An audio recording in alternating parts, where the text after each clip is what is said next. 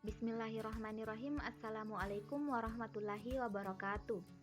Perkenalkan, nama saya Cici Audinata dari Prodi Pendidikan Vokasional Mekatronika, Fakultas Teknik Universitas Negeri Makassar. Di video kali ini, saya akan menjelaskan tentang sistem microcontroller.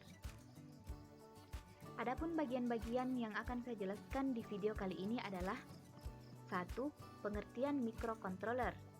2. Struktur microcontroller. 3. Kelebihan microcontroller. 4. Kekurangan microcontroller.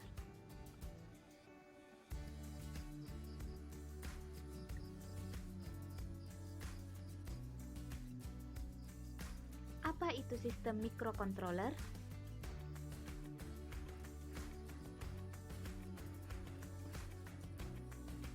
Satu, pengertian microcontroller. Microcontroller adalah sebuah komputer kecil yang dikemas dalam bentuk chip IC yang dirancang untuk melakukan tugas atau operasi tertentu. Pada dasarnya, sebuah IC microcontroller terdiri dari satu atau lebih inti prosesor atau CPU, memori atau RAM dan ROM, serta perangkat input dan output yang dapat diprogram.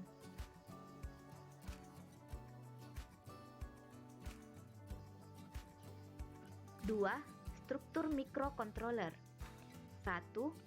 CPU. CPU adalah otak microcontroller. CPU bertanggung jawab mengambil instruksi, menerjemahkannya lalu akhirnya dieksekusi. CPU menghubungkan setiap bagian dari microcontroller ke dalam suatu sistem. Fungsi utama CPU adalah mengambil dan mendekode instruksi. Yang kedua adalah memori atau penyimpanan. Fungsi memori dalam microcontroller sama dengan mikroprosesor. Memori ini digunakan untuk menyimpan data dan program. Sebuah microcontroller biasanya memiliki sejumlah RAM dan ROM atau memori flash untuk menyimpan kode sumber program. Yang ketiga, port input atau output paralel. Port input atau output paralel digunakan untuk mendorong atau menghubungkan berbagai perangkat seperti LCD, LED, printer, memori, dan perangkat input atau output lainnya ke microcontroller. Yang keempat adalah port serial atau serial port. Port serial menyediakan berbagai antarmuka serial antara microcontroller dan periferal lain seperti port paralel. Yang kelima, pengatur waktu dan penghitung atau timer and counter. Microcontroller mungkin memiliki lebih dari satu timer dan counter. Pengatur waktu dan penghitung menyediakan semua fungsi pengaturan waktu dan penghitungan di dalam microcontroller. Operasi utama yang dilakukan di bagian ini adalah fungsi jam, modulasi, pembangkitan pulsa, pengukuran frekuensi, osilasi, dan lain sebagainya. Yang keenam, analog to digital converter atau pengonversi analog ke digital atau ADC. Konverter ADC digunakan untuk mengubah sinyal analog ke bentuk digital. Sinyal input dalam konverter ini harus dalam bentuk analog, misalnya output dari sensor, sedangkan outputnya dalam bentuk digital. Yang ketujuh, digital to analog converter atau pengonversi digital ke analog atau DAC.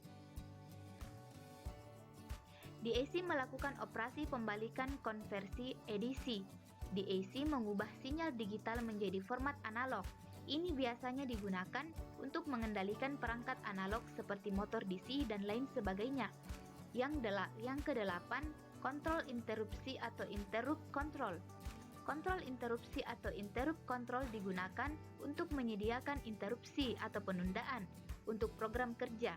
Interrupt dapat berupa eksternal, diaktifkan dengan menggunakan pin interrupt, atau internal dengan menggunakan instruksi interupsi selama pemrograman.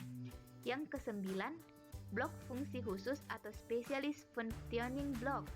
Beberapa microcontroller yang hanya dapat digunakan untuk beberapa aplikasi khusus, misalnya sistem robotik.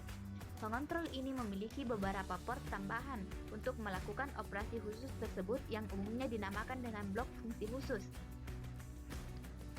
Yang ketiga, keunggulan microcontroller. Yang pertama, Mikrokontroler bertindak sebagai mikrokomputer tanpa harus ada komponen digital tambahan lainnya. Yang kedua, dapat mengurangi biaya dan ukuran sistem karena integrasi yang lengkap dalam sebuah mikrokontroler. Yang ketiga, penggunaan mikrokontroler sederhana dan mudah untuk memecahkan masalah dan pemeliharaan sistem. Yang keempat, sebagian besar PIN dapat diprogram oleh pengguna untuk melakukan berbagai fungsi. Yang kelima, mudah menghubungkan port RAM, ROM, dan 1 atau 0 tambahan. Yang keenam, waktu yang diperlukan untuk melakukan operasi rendah. Selanjutnya, 4 kekurangan dari mikrokontroler. 1. Mikrokontroler memiliki arsitektur yang lebih kompleks daripada mikroprosesor. Yang kedua, hanya melakukan eksekusi dalam jumlah terbatas dalam waktu yang bersamaan. Yang ketiga, kebanyakan hanya digunakan dalam peralatan-peralatan mikro. Yang keempat, tidak dapat terhubung dengan perangkat yang berdaya tinggi secara langsung. Itulah tadi penjelasan tentang materi sistem mikrokontroler.